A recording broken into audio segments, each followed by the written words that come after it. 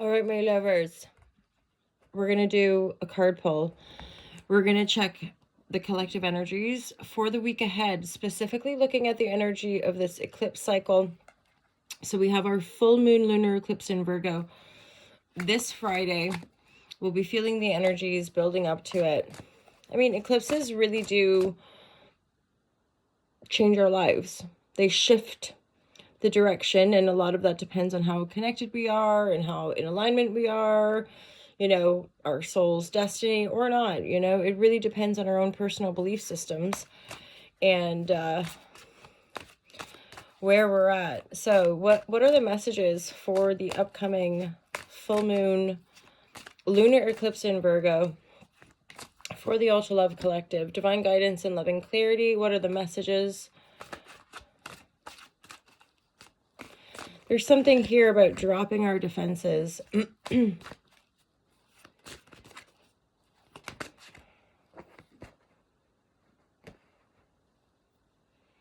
There's something, Page of Wands, this could be a younger person, this could be, but then with the Three of Cups, I heard suspicious.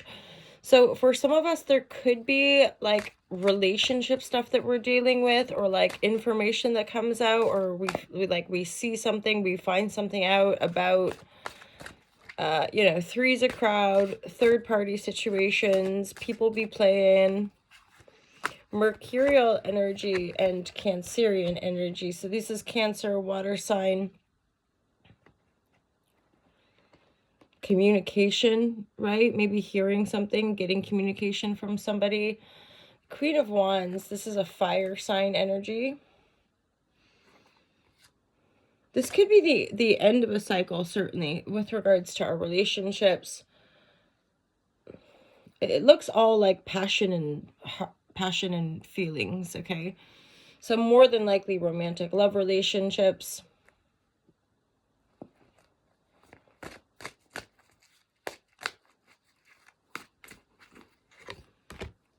Definitely, okay, the Lover's energy. That's a Gemini energy as well. And then the Strength card come up twice here. So this is like bringing us into a greater power, a greater sense of self, okay?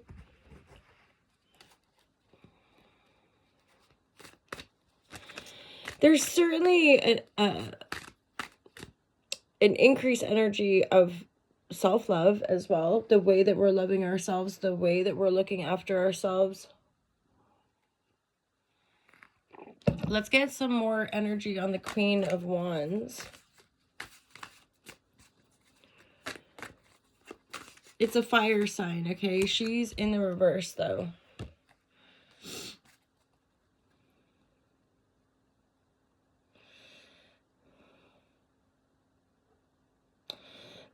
So it's the Six of Trees. That's the Six of Wands interpreted. There's something rising, okay? There's like, typically the Six of Wands is a success card. Recognition, promotion, just being recognized, succeeding in our kind of local community, maybe having a creative project take off, something like this. Because it's pretty deep, like there's some seated intentions here. I'm not sure if the Queen of Wands has a high priestess here, because this is the magic. This is like a benevolent, that could be something as well. That could be a shift. So this Queen of Wands, there's like a love partnership. There's something that happens that raises her energy, because it's the double strength, and it's like better. That's interesting. When I was meditating earlier today, I was like, you know, none of us are an island, and it's this sort of like all these levels of healing and awareness and blah blah, you know, for the most part, even though it would appear so, and or in many ways, you know, in our individual worlds, we're alone, we do things alone, but it's never like true, as in there's always whether it's like positive or negative, people come along to support us, right? And so there's something shifting. The Queen of Wands energy is like taking on support And it could be in the form, this lava is quite a romantic image of the lover's energy, right? In different decks, to me, it's sort of like a higher order of union that could be representative of, the divine union of divine feminine and masculine within us. But this is very much, to me, like a sauce energy, making love to somebody. There's something. And this is a very spiritual connection. This is yeah, there's a whole bunch of success. There's also potentially an animal involved here. Very shamanic. There's like a snake, there's an animal, it looks like there's a pile of poo. I don't know. Okay. So the strength card, having strength. Well, let's get more wisdom from that Page of Wands. So the Page of Wands is the central. The Seven of Wands, when it's reversed, especially, this could very much be like, so it's like taking action, Leo energy, having the will to fight. It's in the reverse. So there's something maybe that we're like giving up on. But when you look at the giving up, maybe that is kind of the piece. Maybe that's part of what leads us to success. Like just stop fighting, right? Just give up. Especially if something's kind of potentially exhausting, or I'm hearing like, or they coming at us, if they're coming at us and it's just exhausting, then that's an option. We talk about creative solutions. Sometimes the best solution is to just walk away from something. It's to just be done. There's strength here. Obviously, there's a power, there's a strength, there's a bit of fire in that strength card. Three of Cups. So there's maybe a child involved, suspect, and there's the two feminine energies. Okay, so flip and flop the genders depending on your person and your situation, right? But this would definitely be three's a crowd. This would be dealing with one person and another person. One person is off to the side and they're having a lot of success, possibly like spiritual, and it looks like there's a lover there. It looks like there's some love making vibratories going on. And then Mother of Sword, this is sword energy. So Gemini, Libra, Aquarius, they're also in the verse. They're disturbed. They're like mentally unwell. And then the Page of Wands, plus. Okay, so there's something interesting here too about, so this Mother of Swords, like mentally ill, mentally disturbed, like not in their right mind. And then there's something about having the strength and power to lay down a foundation here. Sometimes it's just life, isn't it? Like we all more than likely resonate with some of the things. Yeah, Daughter of Wands. So this would be like a younger female. They're reversed also. They're probably having a hard time also.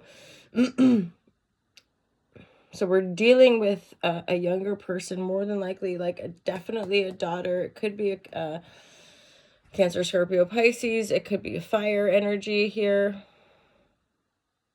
I'm hearing they're not happy. Okay, they're not happy, and I mean, for just a light example, like there's somebody young in your life that has sussed or is sussing that there's like these two people and they're not happy about it, right?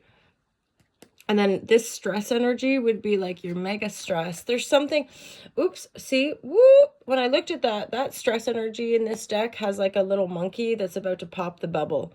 So this is often what happens when we are stressed out and in denial, when we're not really like facing our reality, when we're just using lots of avoidance and escapist tactics, that eventually like something will come along and burst. And that, as uncomfortable as it might be, the bursting of the bubble is actually part of the redirection. Eclipses do that. And I'm sure we all could maybe resonate on some level where information comes to light. We see something like we've never seen before, and like we are forever changed. I call it like a house of cards moment. Suddenly a house of cards blows down and you're like, holy fuck. Right? Like I didn't, and then there's this whole psychological rebirth. We're forever changed. We cannot go back to who we were before because it was such a radical shift. Usually in our perception, inner happens first. Like, I know, again, the mainstream paradigm is still like, this is a separate reality. We are experiencing our reality through our perspective.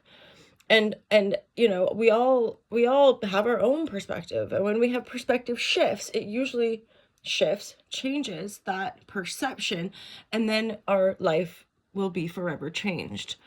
Is it comfortable? No. But like usually the point is that things weren't good on the trajectory anyway, right? Things were not necessarily going in the right direction anyway. So bubbles burst, house of cards comes down, new information comes to light, and it's like, ah, right? And we make change. We make positive change. Some of us might have been in isolation. That could also be indicative of the Queen of Wands. That Queen of Wands might be a bit isolated.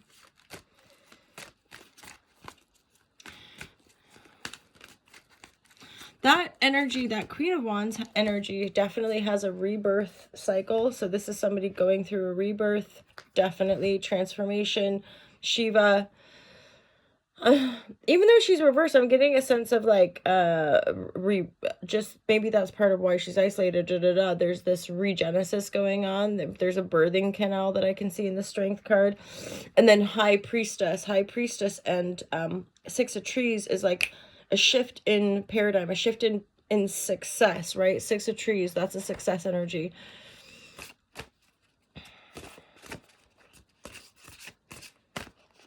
There's a dog in that card. For some reason, I'm very aware of it. There's creatures. There's almost looks like an owl as well. This person could be traveling.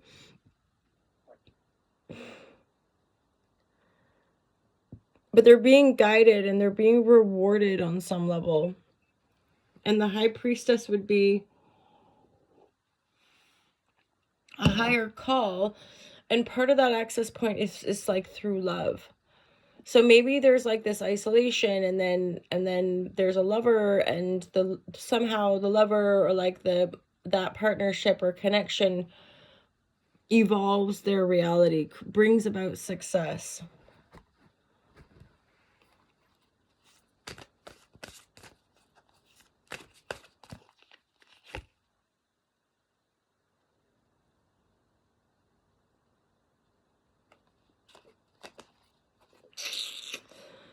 Well, you know, even though we love all the happy joy kind of reads, this is like not that necessarily. So this, for the collective that I'm speaking to, whoever is stumbling upon the video, this is like tension aspects.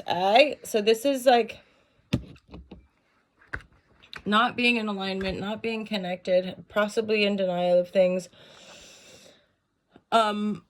Avoidance, like not wanting to address things. There's probably too many people in a situation here, and one person's buggering off to transform themselves, and like, I'm hearing you, possibly have less isolation, more love. They're going through this rebirth, and then this central situation is like a child or a younger person who's like not happy, sitting on this other person, hence why there's like too many people. Three of Cups, there's too many people going on. Even like joviality and friendships and fun, there's too much of that even. And then there's something about wanting to create a solid foundation via strength, via faith, right? And so there's got to be a release point, and tension, and the semi-square here is an quincunx, right? It is an uncomfortable aspect, and it usually, I think of that expression, it pardon me, blindsides us. It maybe feels as though it comes out of nowhere. It's a bit of a shocker. It's like having something that we think is really consistent and then it's not.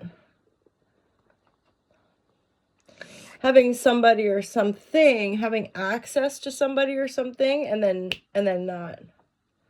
So that can often be a huge wake-up call, right? I keep hearing that song, you raise me up. Dragonfly, mystery, illusion, self-deception. Okay, so there's some, that's a pretty big theme in this reading, is self-deception. We're not connected. We're not really listening.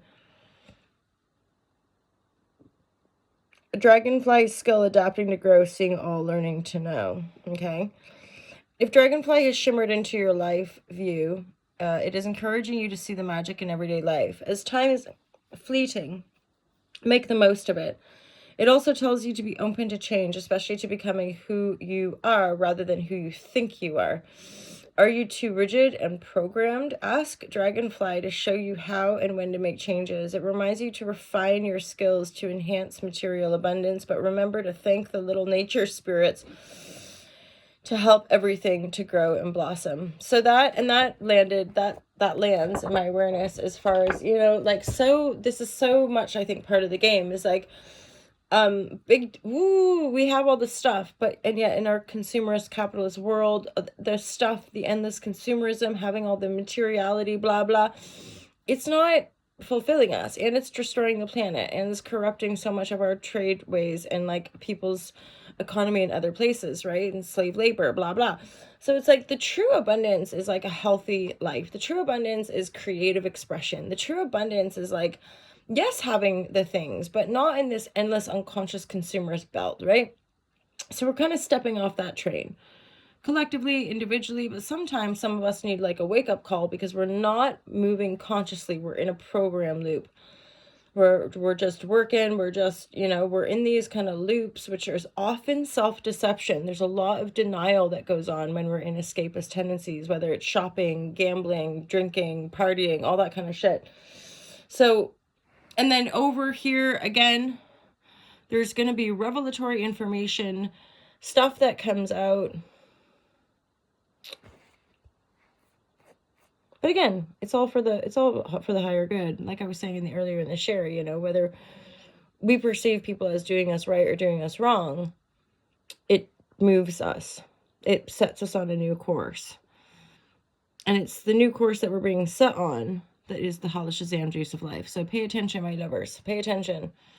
Be mindful of those self-deceiving patterns. Too much stress. There's going to be a bubble that bursts. Some information that comes out that we can't go back from. And maybe it's just time to let things go. Maybe it's just time to like surrender some stuff that is just really, really hard work. I am going to leave it there. I've got a few sessions on this Sunday morning. We're looking at the week ahead. We're looking at the full moon lunar eclipse in Virgo. I'm MJ. Did I say that already? I'm the founder of Ultra Love. Check out Ultra Love. Subscribe to our monthly newsletter. Check out our store where we've got loads of loves and rainbow hoodies, jumpers, tank tops. And feel free to buy my book. It's on Amazon, Kindle, Audible, and you're allowed to check out the online courses. They're all there for you, and the Patreons get ad-free first access. They get a bunch of exclusive content. They get free access to those courses, and discounts on private readings. So check all that stuff out. Look after yourselves. Be mindful. Pay attention and all that jazz. Give me a high five. Have a great week, you guys. I'll see you soon. Take care. Peace out.